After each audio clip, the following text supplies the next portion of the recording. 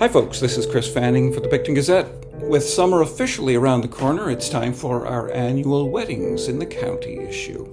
This week's paper is packed with information about tying the knot here. We're very pleased to host so many wedding service providers in this week's pages. Eleanor Zicci writes up the county's first ever boutique weddings show.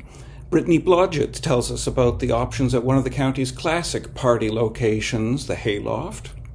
And Karen Valahora tells us what's up at both the Claremont and the Waring House for weddings.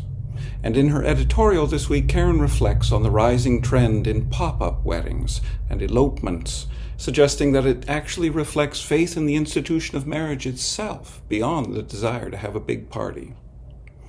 Now don't worry, there's some actual news in the paper this week, and we'll turn it over to Jason Parks for that. Jason? Thanks, Chris, and back into the comfy confines of the editor's desk this week. In the Gazette, plenty happening at Shire Hall recently.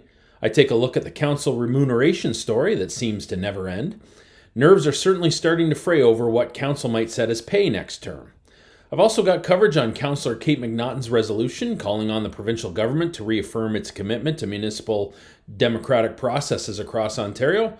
Bill 100 recently reached royal ascension and, with it, the power for the province to appoint unelected regional chairs. In a bit of good news, a new clubhouse for the Prince Edward County Soccer Association is very close to reality thanks to a $150,000 grant from FIFA and Airbnb.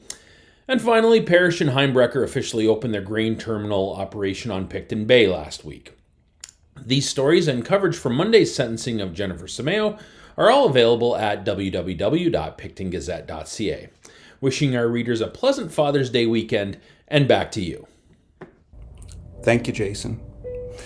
And last but not least, in the arts, I've got an interview with James Fraser and Jean Parker, two actors who are launching a new County Shakespeare company this week, with Macbeth opening at Mount Tabor on Friday.